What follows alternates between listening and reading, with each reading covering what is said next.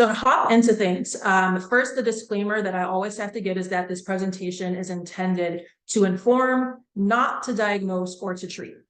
Participating in this session and in this presentation does not establish a doctor-patient relationship. So that's just something I have to put out there. I'm here to share and I can help. And actually the next session will really be talking about how to connect to care, but this is not establishing that doctor-patient relationship. One of the big questions that came up several times that Vicky sent to me was, how do you recognize when someone is having a mental health challenge or when they're having mental illness? And the 5 things I always like to think about are these red flags. And they're things to make you consider, to make you stop, pause, and say, you know, is something going on with this person in my community? So is it someone in church, someone in your workplace, someone at home, a friend? Thinking about what has changed for them. So we have the cognition, which is really just their ability to understand what's going on, their memory, how are they able to focus, someone's mood. So are they, you know, really sad one day, really happy the next, or sad for a really, really long time, or maybe seeming anxious at times. These are things that you want to think about. And most importantly, think about how has this potentially changed from what their baseline is that you typically know them to be.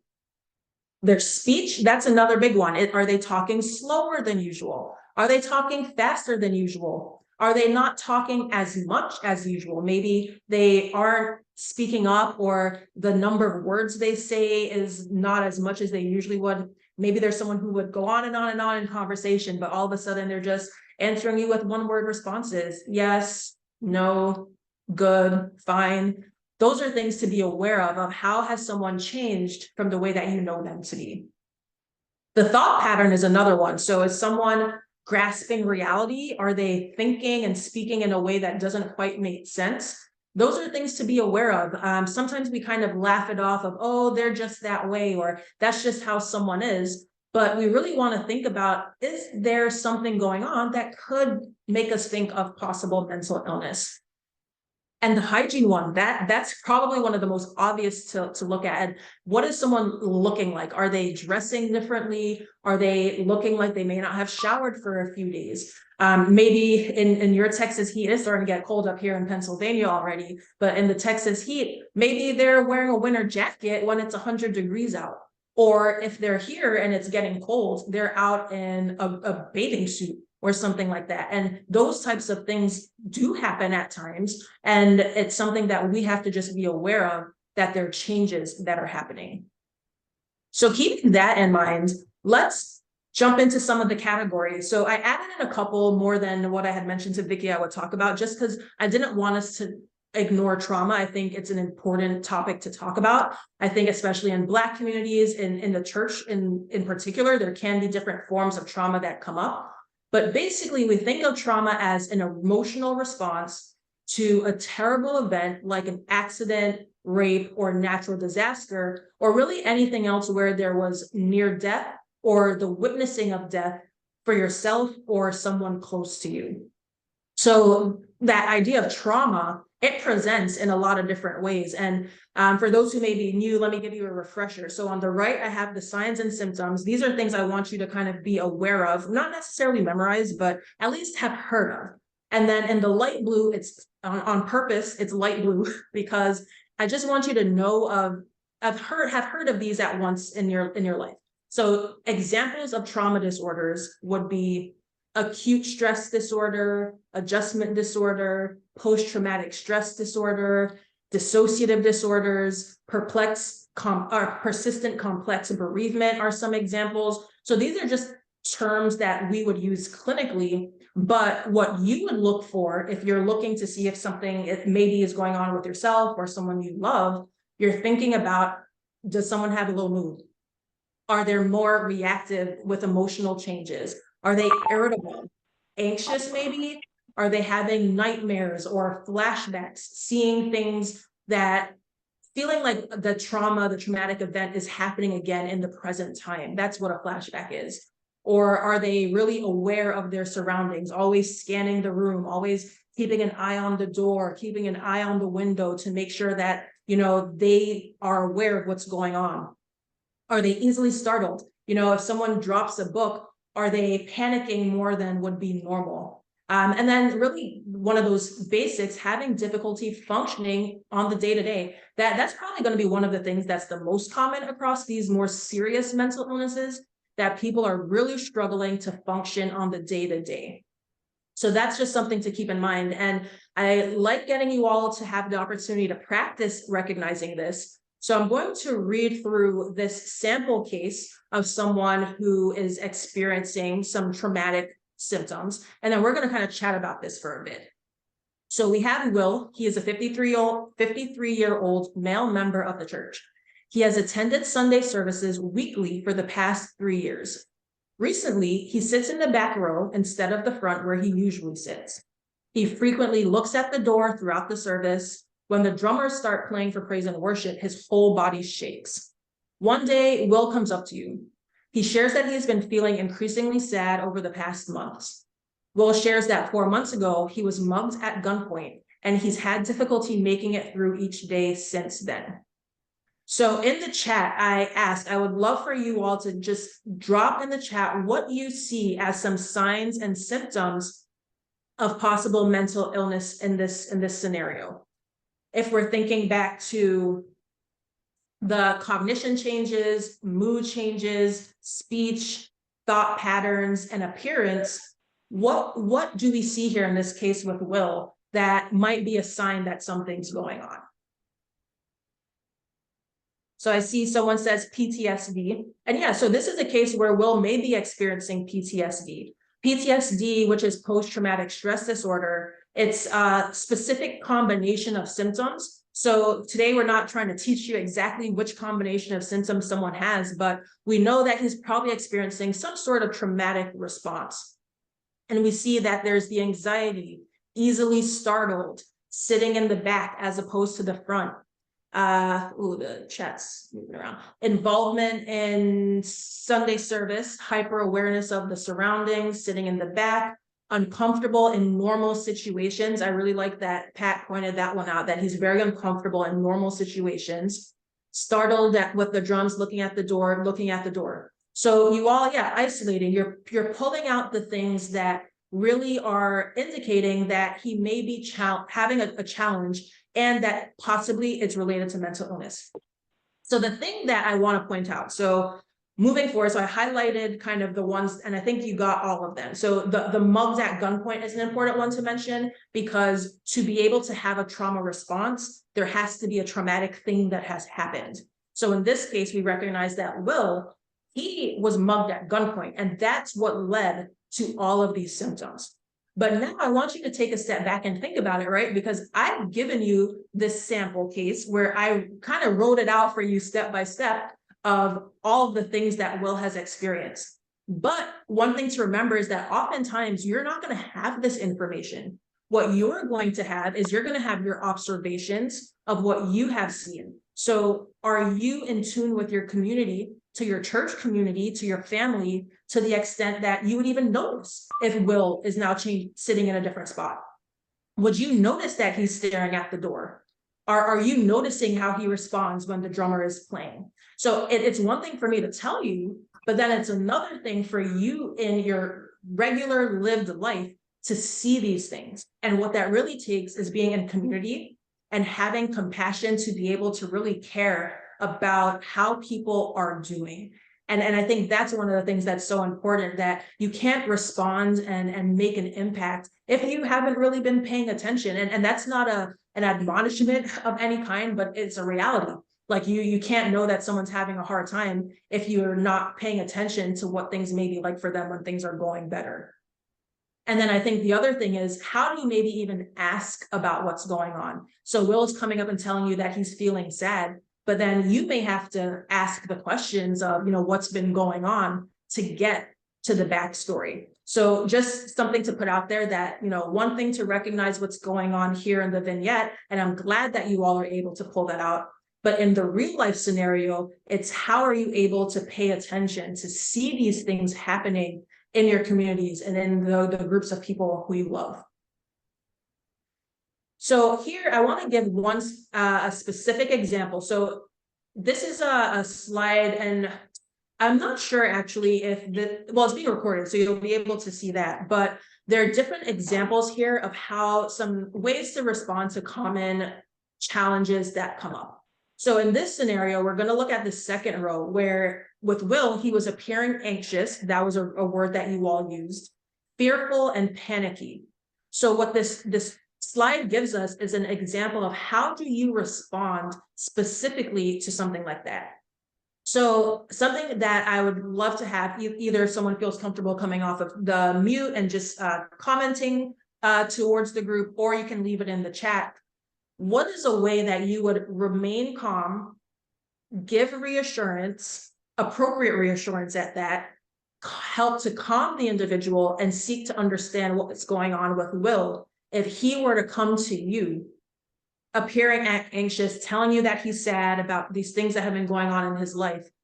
How do you seek to understand in that moment? So I'm curious if anyone is comfortable and brave to come off of mute to try practicing out loud in the group, or if you want to kind of write a response in the chat.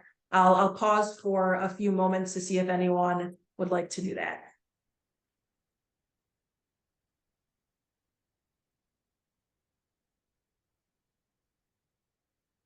Kim volunteered, so I think Kim will hop off of mute. I can't see people, just as a reminder, when the presentation mode. Can you see me now? No, I have to scroll to find you, I think. It's okay. But I can hear you. So that I think, yeah, I can hear you. One of the things you can do is walk up to Will and say, Will, how is everything going? Talk to him and not at him. Don't act like you are better than him. Show empathy, especially if you've been there. You know, I can talk to him because I've been there. Just ask him if he wants to talk. If he does not want to talk, then don't beg him to talk, and just talk to him like you would want someone to talk to you. No, that's great. Thank you so much, Kim, for sharing. I think that's absolutely right. And what is there anything anyone would want to share, or maybe someone might do something differently than Kim would? Because there isn't one specific way to approach a situation like this.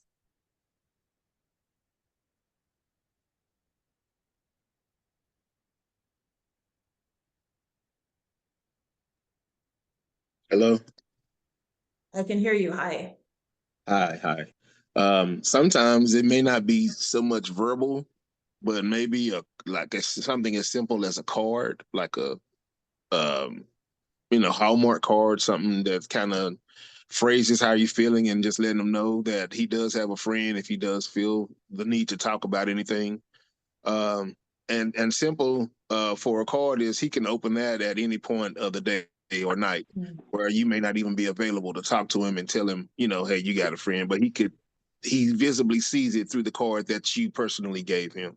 So maybe that's something small, or nonverbal that would help in the situation.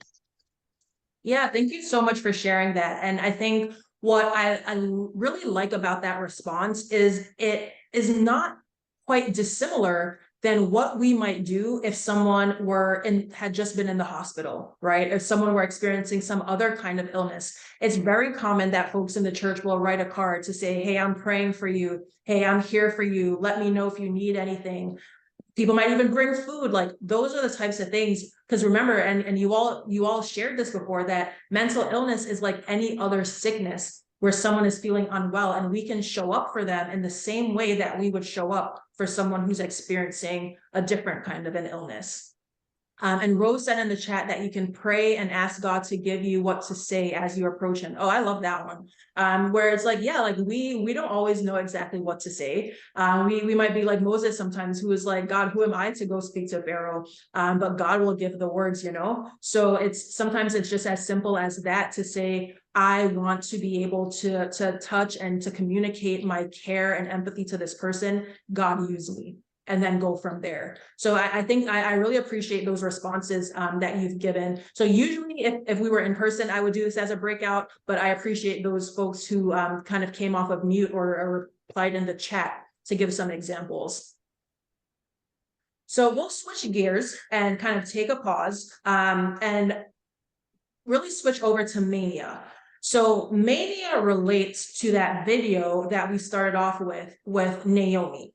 And what's interesting is Naomi talked a lot more about her experiences with the depression side of things, because bipolar disorder is one where you experience both depression and mania, which is what I'll talk about right now. So mania, that is a type of mental illness where there are periods of a lot of excitement, or euphoria is what they'll say, where your mood is just way better than what's normal, especially given the circumstances of what's going on in life. And then also sometimes people will have delusions with that. So that's ideas or beliefs that they have that they agree with and believe in wholeheartedly, but are known to be false. And then when they have overactivity, so meaning they're doing way too much that would be typically expected, and they're doing that when they've like barely slept. So what that typically looks like in terms of the signs and symptoms is someone is very easily distracted. So let's say, for instance, we're here and I'm giving you this talk and this presentation and we're engaging, but all of a sudden I want to start filing my nails, or I start sweeping in the middle of this presentation, or I start doing my hair in the middle of the presentation. Like very easily distracted behavior would be an example of something that happens in mania. Insomnia, as I mentioned. So sometimes people who are experiencing mania, like a whole week might go by and maybe they sleep 5 hours for the whole week, but they feel like they have a ton of energy and they're painting their houses, they're going on walks and like walking tens of miles a day. Maybe they feel the best they've ever felt in their life. They're kind of hyped up, really. And like the Energizer Bunny is the term that we often will use. It's where their energy just seems to never end, even if they're not sleeping. And this can be dangerous because what might happen is that there is a risk of risky behaviors happening. So some of the common ones could be people having sex, unprotected sex, and being more promiscuous than they usually would, spending a ton of money. They may be saying that like going out with people that they don't know, driving recklessly, anything really that would be out of the norm for them, that would make them unsafe. So those are some of the things that happen in mania. And what I wanted to do, so rather than in this scenario give a case, because sometimes it can be hard to describe it with just words, I actually wanted to show a video, and I hope that I'm able to share my sound. So we'll test that out. But to be able to share this video of someone else who's experienced bipolar disorder, so you can see a different perspective, because Naomi had her perspective where she experienced, it seemed like, a lot of depression, and that she felt that she had received healing from God after starting with meds and then received healing after. So this person had a little bit of a different experience. And please, like, either put a message in the chat or something if you can't hear it, or you can come off of mute and let me know if you can't hear it.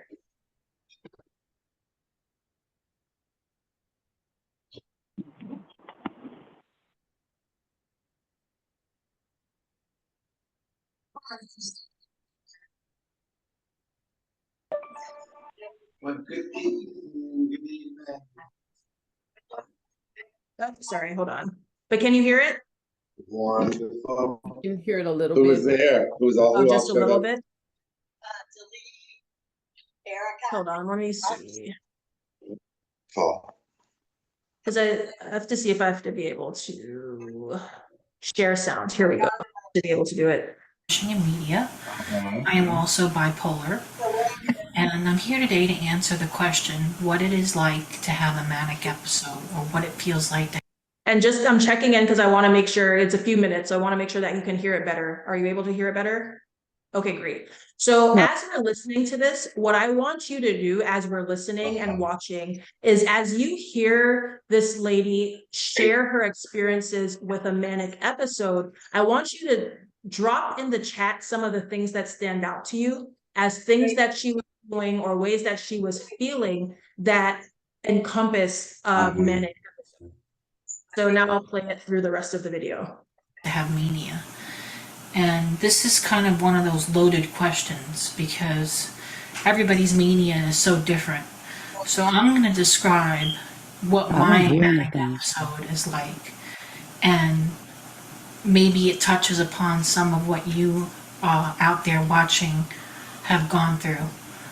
So for me, it usually starts off with something situational. Something has to spark that adrenaline rush, I call it, or the need for speed, if you will. It's kind of like a description of a street drug high, but 10 times Oops, sorry. the effect of a street drug. I mean, no street drug can compete with a manic high, which is why it's so addicting to some people who prefer to be in manic episode than depressed episode. But for me, it may be No. like this year for me, the holidays triggered a manic episode. And I went on a buying spree. And everybody and anybody I know got Christmas gifts. And so risky behaviors. Sometimes in my earlier years, in my youth, sexual promiscuity. I was famous for going into a bar and, meeting a guy and not asking any questions and going home with them and and calling it a night. So sexual Didn't hear promiscuity is an issue in mania. Criminal activity is an issue in mania, which was for me. Doing things that are high risk, doing things that are detrimental to you, maybe even harmful and hurtful. And the fallout is great. And the aftermath is what I like to call the aftermath of the hurricane.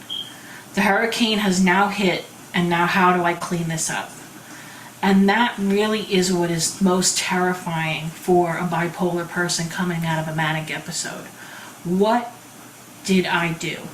What did I create? And now, how do I fix it? Who did I hurt? And how do I make it up to them?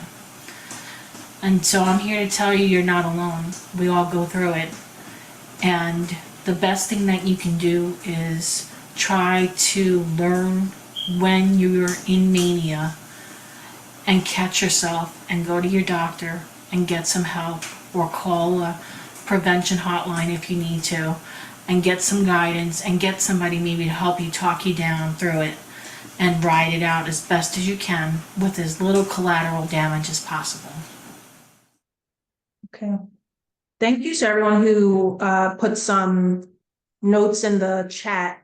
So I saw a few, so starting with the excess spending, risky behaviors, violence, feeling like it's their fault, especially in the aftermath, because a lot of times when someone's experiencing mania, they're not fully aware of what's going on.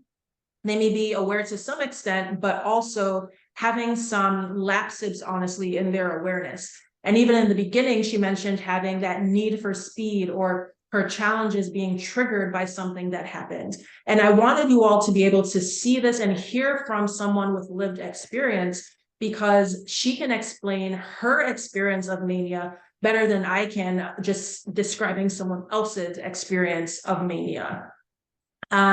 So the next thing that I want to talk about is psychosis. And again, so today's topic was really the idea of serious mental illness. So we're touching on some pretty heavy topics, and I want to make sure that I recognize that.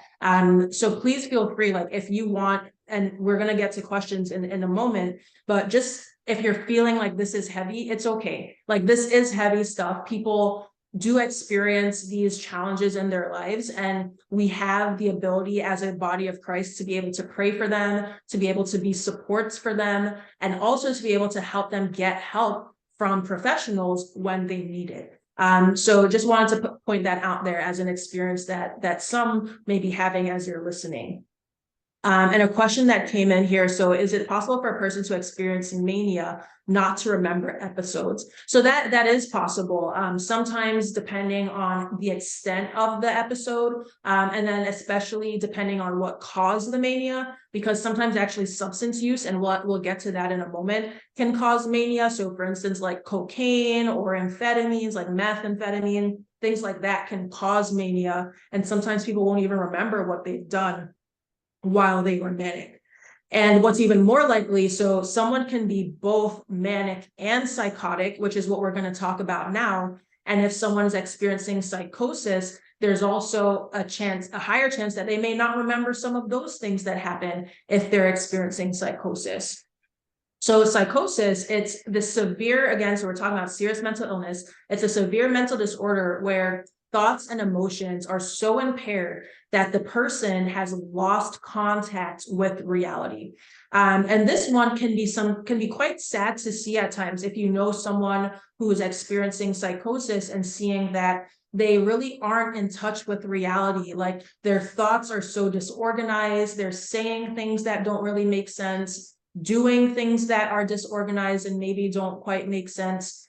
They may also experience hallucinations. So that's where you're having experiences that aren't real, meaning you can have a visual hallucination, seeing things that other people can't see. Auditory hallucination, so where you're hearing things like sounds or voices that other people can't.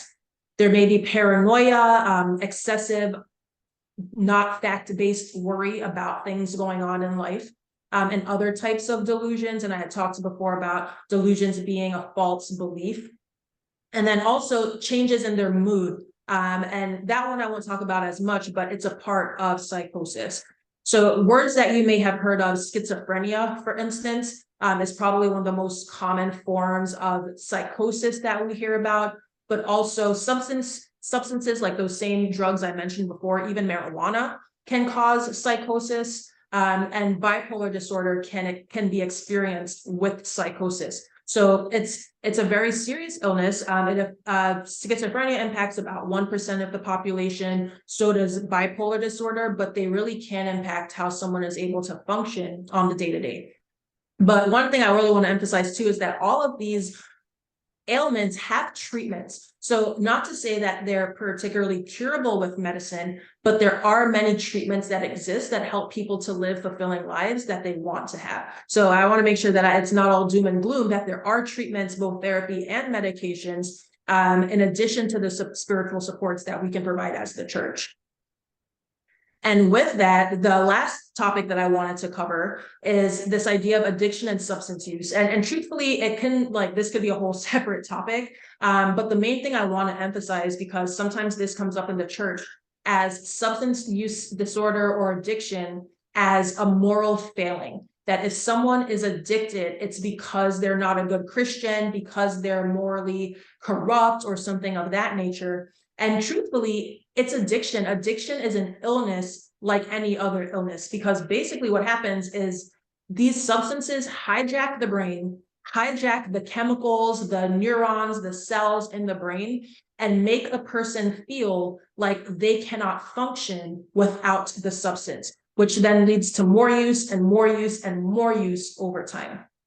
And this is another one where substances can be this can be treated. You can get medication to help treat this. You can go to different types of meetings. You can, and a lot of them actually are spiritually based meetings to be able to help people understand what's kind of at the root of the use. And I think sometimes that's maybe where we as Christians may kind of fall into the error of, yeah, there may be a root cause of why someone is using substances. So for instance, what was the first reason that someone ever picked up a joint? What was the reason someone first ever had a drink of alcohol, or they had a binge of alcohol for a night? What was the reason they first had it? But once it gets to the point of addiction, that root cause almost doesn't matter anymore until you can get to the point of treating the addiction and then coming to the understanding of the root cause and things that you could maybe change in the person's life of how they're living to then decrease the chance of falling and relapsing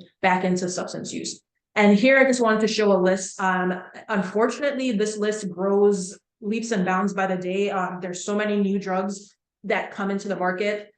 I've trained in Philadelphia and I live in Philadelphia, and honestly, we're like the front line, unfortunately, for where a lot of the new drugs come onto the market. But some of the more common ones that you'll see, and people also in the church. So, and someone said that before, that mental illness happens in the church. So I want to reemphasize that because it was in the chat, that these things, people in the church have these challenges as well. So again, we're not othering, we're not saying, oh, this is for somebody else. This is for us too, that people may have challenges with alcohol, amphetamines, benzos like Xanax, Klonopin, Ativan, cocaine, heroin, fentanyl. Xylazine is another one in Philadelphia and spreading around the country. K2, that's a synthetic marijuana. LSD, marijuana itself, methamphetamine, so crystal meth, you might know that as. PCP, tobacco, and the list goes on. But this is something else to consider, because when we go back to that idea of mental health, how do your thoughts, emotions, and behaviors allow you to cope in the midst of stress? People experiencing addiction oftentimes are using these as coping mechanisms, which then go to the point of then controlling their lives because the addiction takes over. So these are just some of the serious illnesses that people are facing. We've talked about trauma, we've talked about psychosis, we've talked about mania and addiction, and really wanted to emphasize this, that these are things that are happening in the church. But as I said before, there's also treatment. And I mentioned this before about suicide, but just again to reiterate that suicide happens. It happens in the church. We are not excluded, and we definitely can do a better job of supporting people so that people feel comfortable to let us know when they're having these thoughts, so that we can get people the help that they need.